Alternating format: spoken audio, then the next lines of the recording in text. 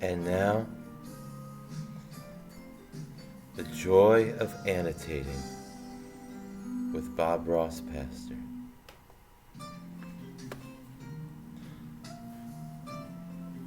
Hello, boys and girls. I'm Bob Ross, pastor, and I'm here to annotate with you today. We got our happy little text, our happy little brush. And I don't know about you, but I think it's a little too dark in here. Let's go shine some fluffy little light on that.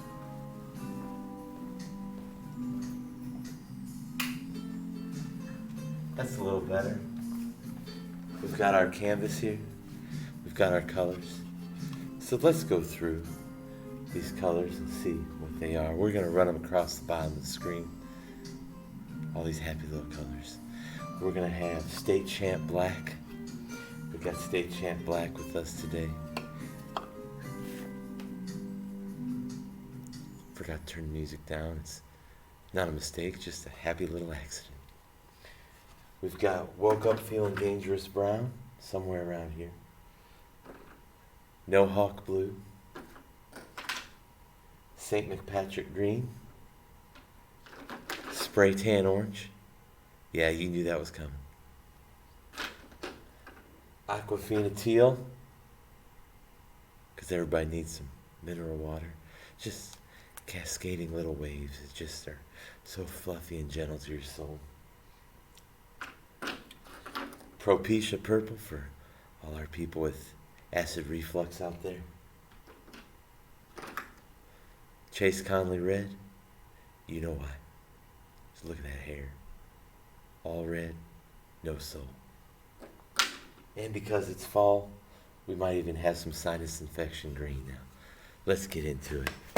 Speaking of infections, we're going to talk about patriarchy today, because when we look at the text and we look at the headline, and what I'd like you to do is annotate along with me, please, out there in TV land. Thank you, by the way, for letting me into your happy little home today. Disappointment is the Lot of Woman by Lucy Stone. Now, I didn't know Lucy Stone. I'm not that old, but maybe Mr. Bowl is. This is from 1855, and immediately we've got some context. The National Women's Rights Convention. Restrain yourself, David. It's 1855.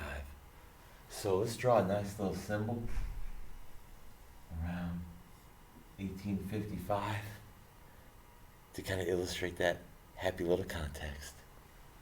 Women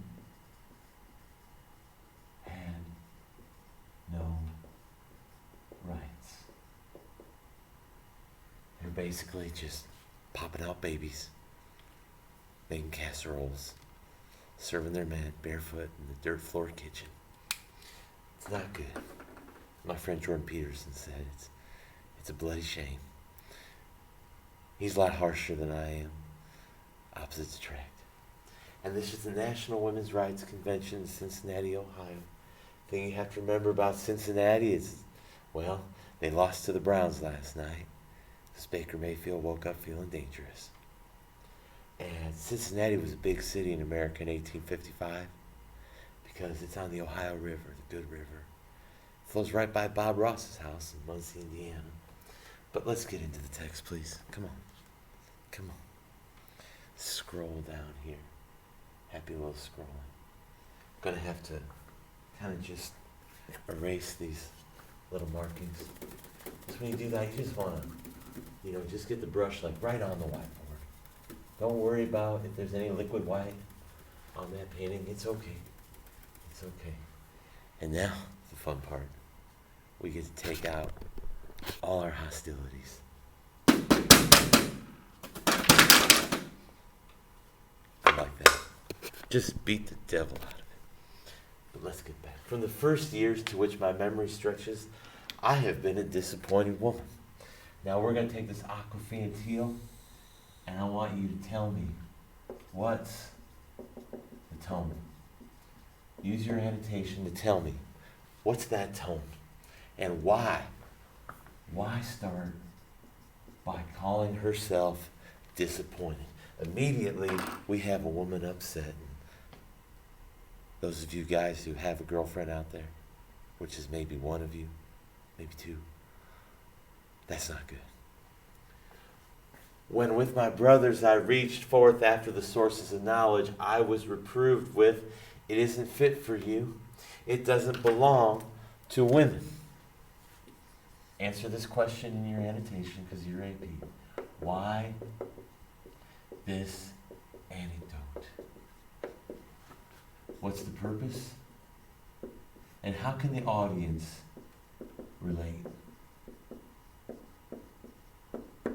Answer those questions, please, because you're AP and you don't need me to tell you. I was disappointed. Oh, looks like we got a happy little, or unhappy little motif. When I came to seek a profession worthy of an immortal being, every employment was closed to me except those of the teacher, the seamstress, and the housekeeper. Closed to me. There's nothing she did.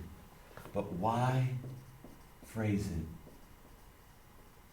like this? Answer that question in your annotation. The teacher, the seamstress, the housekeeper. Why these examples? You answer that as far as her purpose is concerned and how it relates to the audience. Answer that. And you could pause the video to do that. That's just a happy little feature that God just threw onto the keyboard for you. That little space bar can pause just about anything. Let's get into it. In education, in marriage, in religion, in everything, disappointment is the lot of woman. Again, why the parallelism? Answer that. And then why the repetition? Answer that. It shall be the business of my life to deepen this disappointment in every woman's heart until she bows down to it no longer. There we go. Now she's revealed her overall purpose here. Her overall purpose is to make women feel so miserable that they'll actually do something about it. And that's not a mistake on her part. It's not a happy little accident either. It's a nice little plan. I wish that women, instead of being walking showcases, instead of begging of their fathers and brothers the latest and gayest new bonnet, that means happy, not allowed to be offended, would ask of them their rights. Why? First off, in your annotation, what does she contrast? Right? And why? And I don't want to say that she ends with rights. I think she culminates with rights. Why culminate with rights? Why do that, boys and girls? What's so important about rights? Can't you have casseroles and babies and textbooks without rights? I don't know. I guess asking that was a happy little accident. Let's get into it some more in the next page. And again, we're going to take our big old eraser here. We're going to erase all those previous annotations. We're going to get into this next one. We might even have to do some erasing here. That's all right. And then you just take out all your hostility.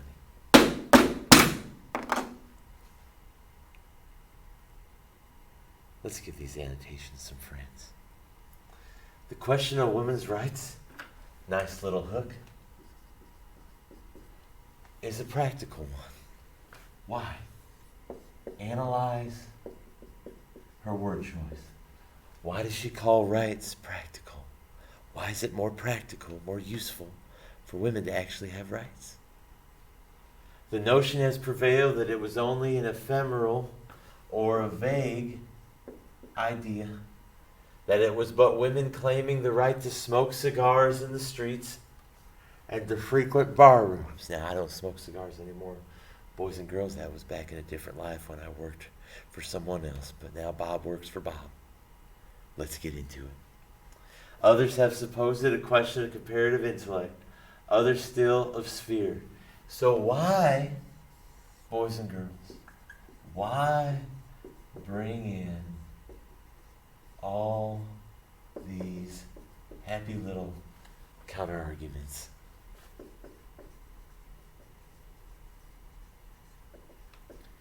Give me 2 to 3 sentences on that, please.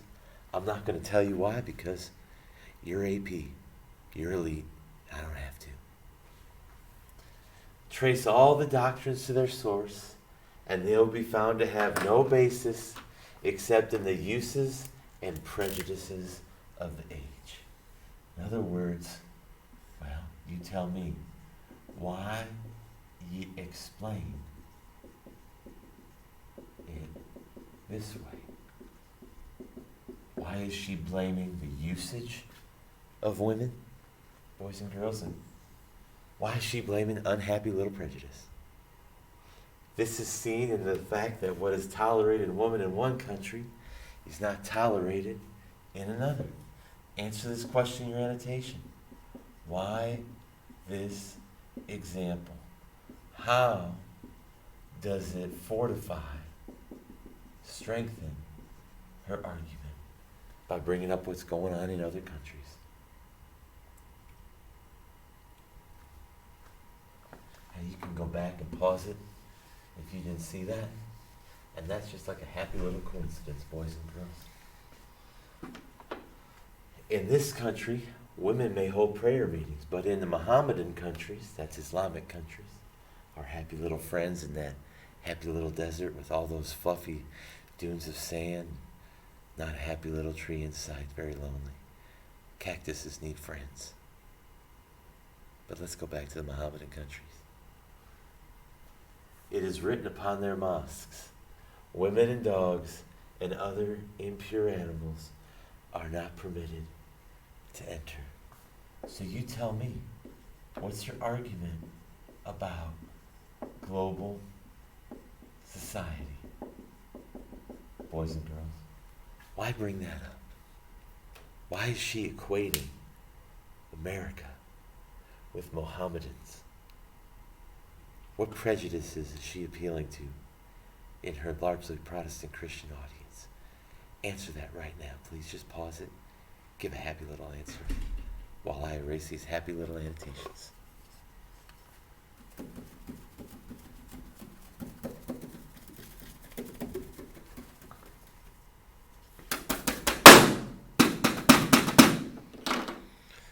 Gets all the tension out.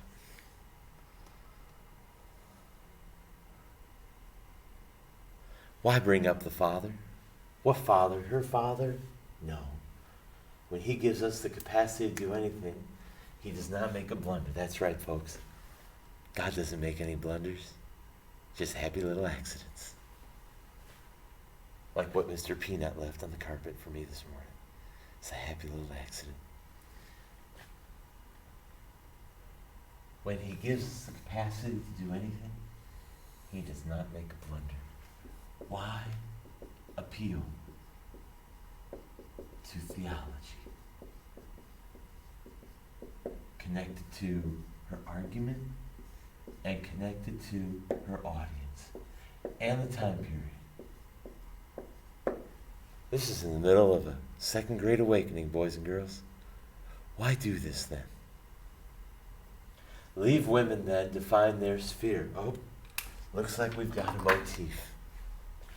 So my question for you is, how effective, and you got to be positive with it, how effective is this motif? What does she mean by sphere? She probably doesn't mean that happy little sphere of Earth. She probably doesn't mean the geometrical figure. What does she mean by sphere? Maybe it's a sphere of influence. If so, why is she using that as a repeated motif? You can pause it and answer that right now real full. Don't tell us that we are born even.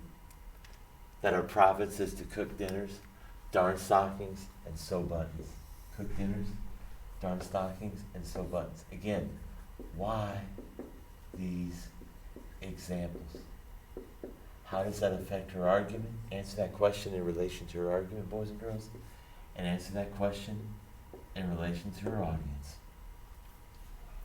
We are told women have all the rights they want, and even women, I am ashamed to say, tell us so.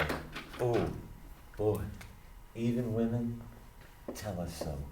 Dig into the exigence or the history. Make an annotation about how that was historically true. The idea that woman has all the rights that she wants. How does this appeal? Please analyze that. How does this appeal to the exigence, to what's going on at the time in 1855? And why does she structure, we'll get Conley read, we want rights.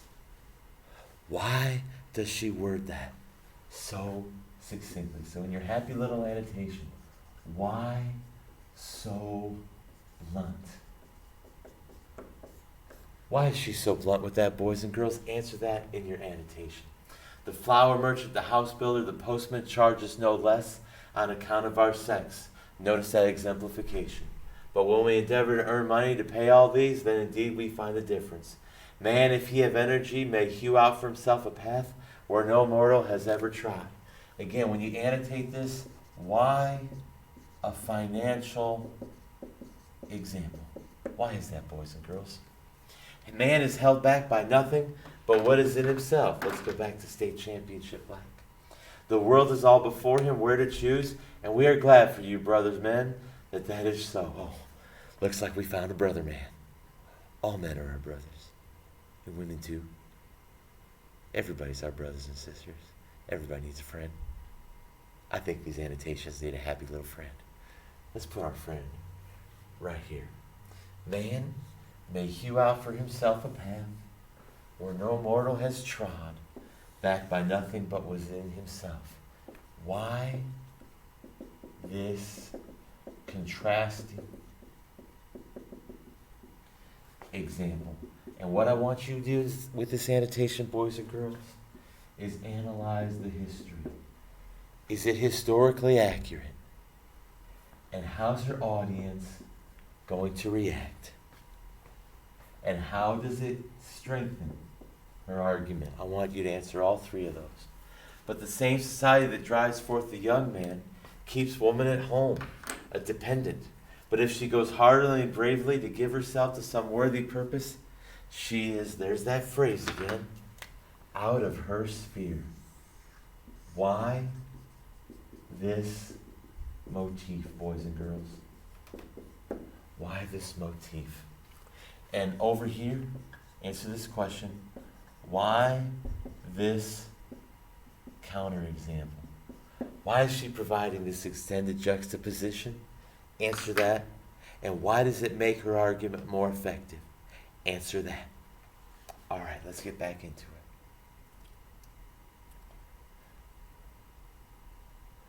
Women working in tailor shops are paid 1/3 as much as men.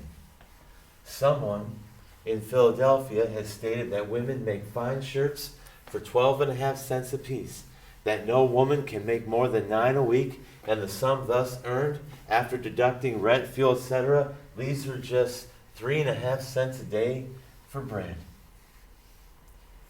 Is it a wonder that women are driven to prostitution? Now here's what I want you to answer here. I want you to analyze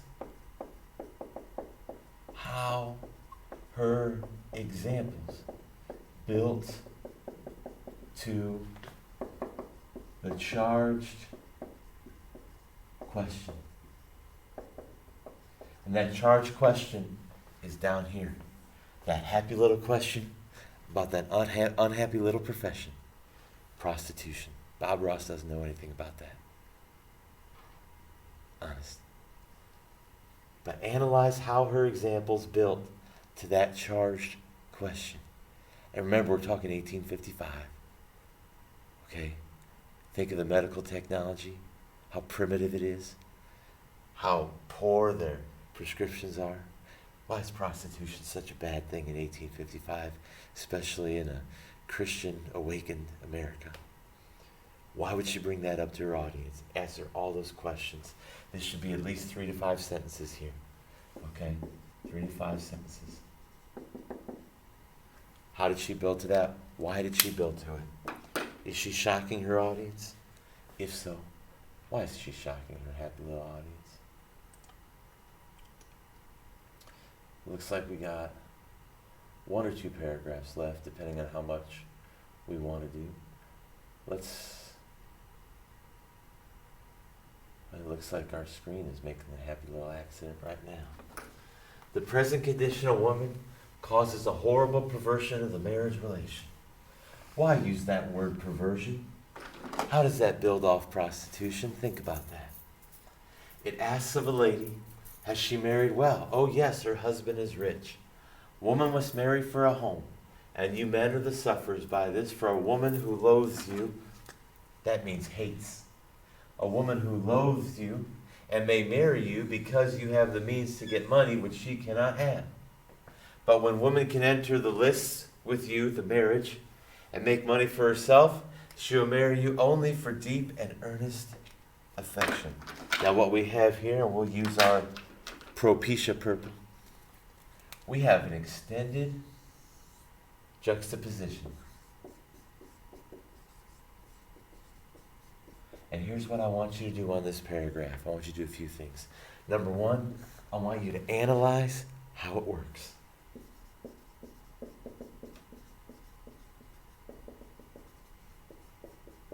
Analyze how it works. I'm going to change over here to State Championship Black because everybody should. Then I want you to analyze why she picked it. Why did she decide to juxtapose the unhappy marriage where the woman hates her husband with the happy marriage where the woman adores her husband because she chose him, not because it was a financial transaction? Okay. And the next thing I want you to do is analyze its place.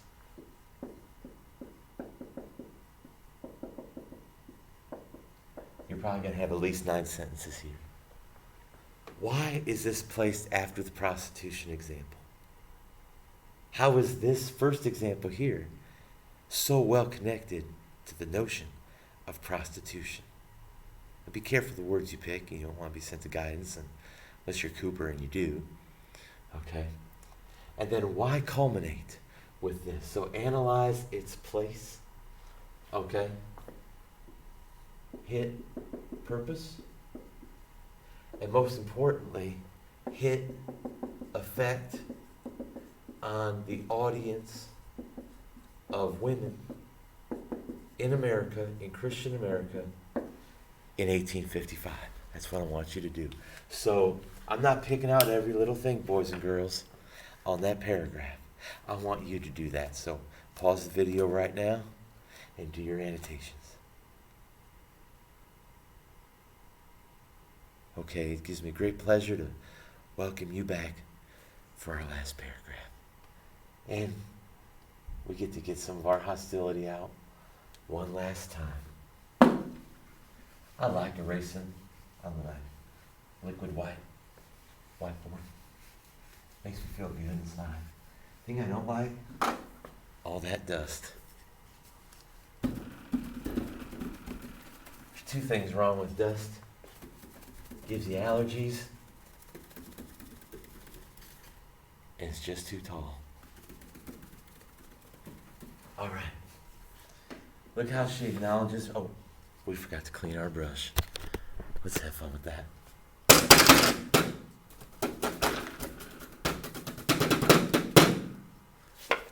Remember, God bust yours to kick it. Let's get into it. I am detaining you too long. Many of you standing that I ought to apologize, but women have been wrong for so long that I may wrong you a little. Remember, she said earlier, she wanted to annoy them so that they would do something. A woman undertook in Lowell to sell shoes to ladies. Men laughed at her.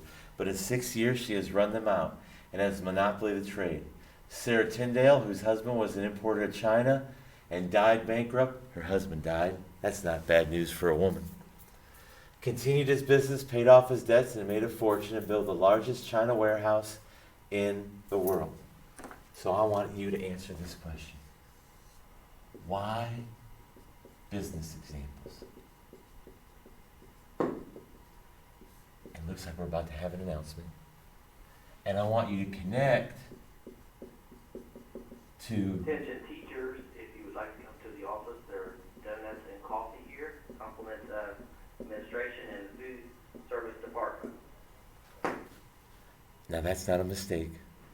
That's just a happy little accident. Connect that to gender prejudices in 1855. Take about 2 to 3 sentences to do that. Pause the video, get back into it. The widening of woman's sphere is to improve her lot. So here's what I want you to do. Underline that, and I want you to analyze why this is an effective theme or motif.